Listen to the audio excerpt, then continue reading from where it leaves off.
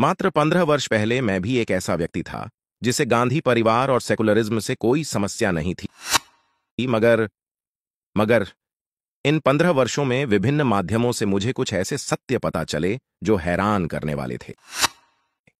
1. Social media से मुझे यह पता चला कि पत्रकार निष्पक्ष नहीं होते, वे भी किसी मकसद व्यक्तिगत स्वार्थ से जुड़े होते हैं। 2. लेखक साहित्यकार भी निष्पक्ष नहीं होते, वे भी किसी खास विचारधारा से जुड़े होते हैं। 3. साहित्य अकादमी, बुकर, मैग्सेसे पुरस्कार प्राप्त बुद्धिजीवी भी निष्पक्ष नहीं होते। 4. फिल्मों के नाम पर एक खास विचारधारा को बढ़ावा दिया जाता है, बॉलीवुड का सच पता चला। 5. हिंदू धर्म को सनातन धर्म कहते हैं और देश का नाम हिंदुस्तान है क्योंकि यह हिंदुओं का इकलौता देश है। 6.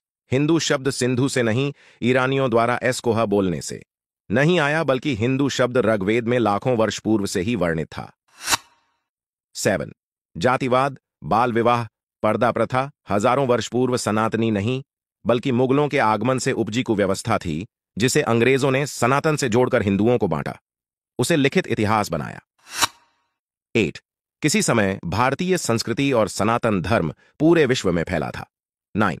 वास्को डी गामा का सच ये था कि वह एक लुटेरा, धोखेबाज था और किसी भारतीय जहाज का पीछा करते हुए भारत पहुंचा।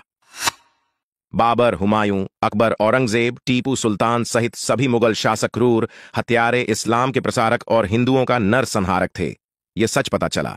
12. ताजमहल, लाल किला, कुतुब मीनार हिंदू भवन थे, इनकी सच्चाई कुछ और थी। 13. जिसे लोग व्हाट्सएप यूनिवर्सिटी कहकर मजाक उड़ाते हैं, उसी ने मुझे हेडगेवार, सुभाष चंद्र बोस, सरदार पटेल व हिंदू समाज के साथ की गई गद्दारी की सच्चाई बताई। 14. गांधी जी की तुष्टीकरण और भारत विभाजन के बारे में ज्ञान हुआ। गांधी जी जब अहिंसा के पुजारी थे तो शांति दूतों को अहिंसा का पाठ न पढ़ा के सिर्फ हिंदुओं को क्यों पढ़ाया। 15. नेहरू की असलियत, उसके इरादे, उसकी हरकतें पता चली। 16. पीओ जेकेल के बारे में भी इन 15 वर्षों में जाना कि कैसे पाकिस्तान ने कब्जा किया और कौन लोग पीओ जेकेल को भारत का हिस्सा नहीं मानते हैं। 17. अनुच्छेद 377 और उससे बने नासूर का पता चला। 18. कश्मीर में दलितों को आरक्षण नहीं मिलता, यह भी अब पता चला। 19. एएमयू में दलितों को आरक्षण नहीं मिलता, वह संविधान से परे है। 20. जेएनयू की असलियत, वहां के खेल और हमारे टैक्स से पलने वाली टुकड़े टुकड़े गैंग का पता चला। एंड टू पीस, वामपंथी देशद्रोही विचारधारा के बारे में पता चला। 22. मदर टेरेसा की असलियत अब जाकर झांत हुई। 35. ईसाई मिशनरी और धर्मांतरण के बारे में पता चला।